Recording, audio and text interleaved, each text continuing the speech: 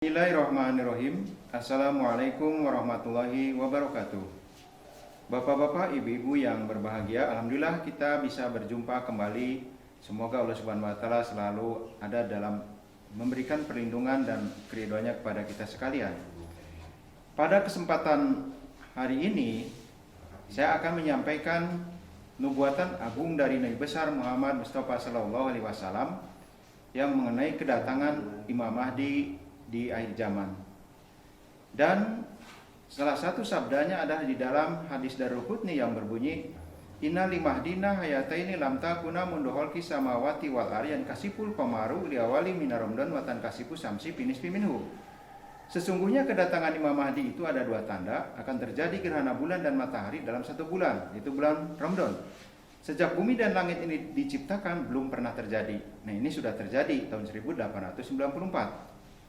Dan ada yang mendakwakan sebagai Imam Mahdi dapat wahyu daripada Allah Subhanahu wa taala itu tahun 1891. 3 tahun menyebarkan, Allah Subhanahu wa taala menyempurnakan gerhana bulan dan matahari dalam satu bulan. Nah, ini adalah merupakan suatu kebenaran daripada seorang utusan Allah Subhanahu wa taala. Seandainya bapak-bapak, ibu-ibu merasa ragu dengan kedatangan ini, takutnya adalah bukan datang dari Allah Subhanahu wa taala, maka kita pegangannya adalah dalam Al-Quran, yaitu di dalam Al-Quran surat Al-Haqqah ayat 44 sampai 46 yang berbunyi, walau taqwala alaina ba'dul aqwi lakhadna minhu yamin summa laqata'na minhu latin. Jadi barang siapa yang mengaku-ngaku utusan Tuhan padahal bohong, maka aku akan pegang tangan kanannya dan akan kuputuskan urat jantung nadinya. Nah, ini tidak akan panjang umurnya, tidak akan menyebar kemana-mana. Dan ternyata ini sampai usia sampai 73 tahun.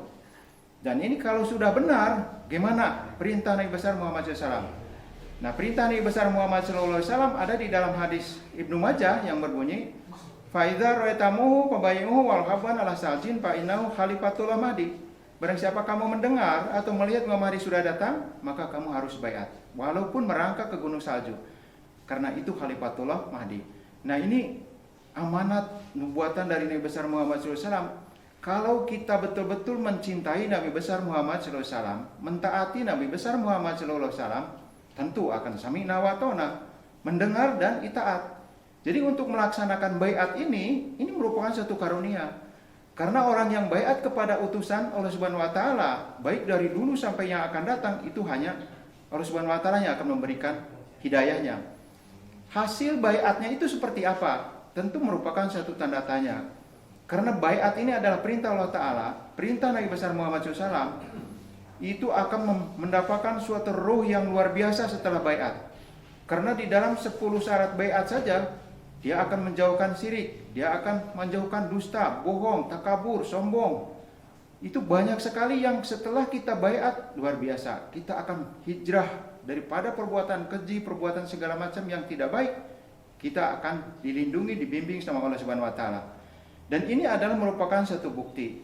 Dan sampai-sampai Imam Mahdi alaihissalam sampai dapat ilham yang berbunyi, meteri tablik ko jamin keke narung tak pun congga. Aku akan sampaikan tablik engkau ke seluruh pelosok dunia. Pada waktu itu muridnya saja baru beberapa ratus orang. Sampai karena ini datangnya dari Allah Ta'ala, disampaikan ke masyarakat, disampaikan ke para kiai, para ulama. Tapi gimana jawaban para kiai, para ulama? Majnun katanya, naudzubillah. Jadi gila kan? Bagaimana untuk disebarkan ke seluruh pelosok dunia? Di kampung seperti ini katanya, mau pakai ilmu apa, biaya dari mana? Tapi karena ini datang dari Allah Subhanahu wa taala, sekarang sudah 200 negara lebih di dunia Allah Subhanahu wa taala menyempurnakannya. Nah, makanya ini Bapak-bapak, ibu-ibu hadirin yang berbahagia, jadi kebenaran ini sudah jelas, diberikan kemenangan sudah jelas. Tinggal kita untuk melaksanakan baiat tersebut. Nah, untuk mencintai dan mentaati, karena dari mulai Khalifah min Haji Nubuwah dan Khalifah-Khalifah selanjutnya, termasuk Khalifah yang ke-1, kedua, ketiga, keempat sampai sekarang kelima, kita selalu mencintai dan selalu mentaati. Karena berdampingan di antara mencintai dan mentaati itu harus berdampingan. Tidak mungkin kalau hanya mencintai tidak mentaati. Contoh sekarang mencintai Nabi besar Muhammad SAW, tapi kalau tidak mentaati untuk baiat, apa artinya?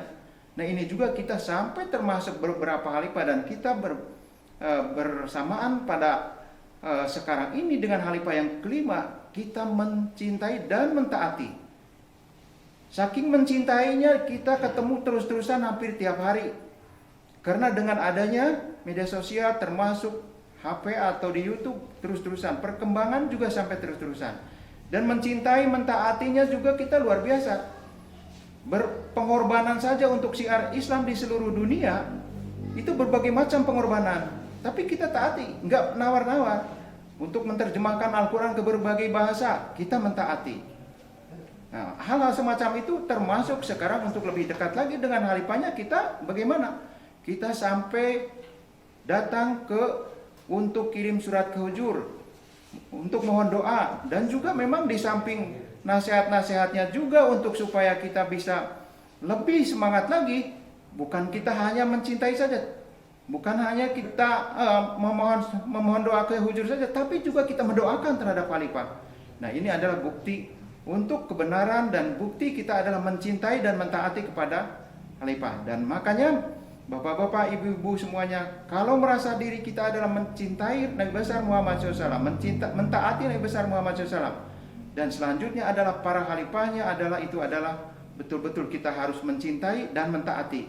Karena yang namanya mencintai dan mentaati, insya Allah Allah Subhanahu Wa Taala akan selalu membimbing kita, dan termasuk orang-orang yang mendapatkan bimbingan dan keridhaan daripada Allah Subhanahu Wa Taala.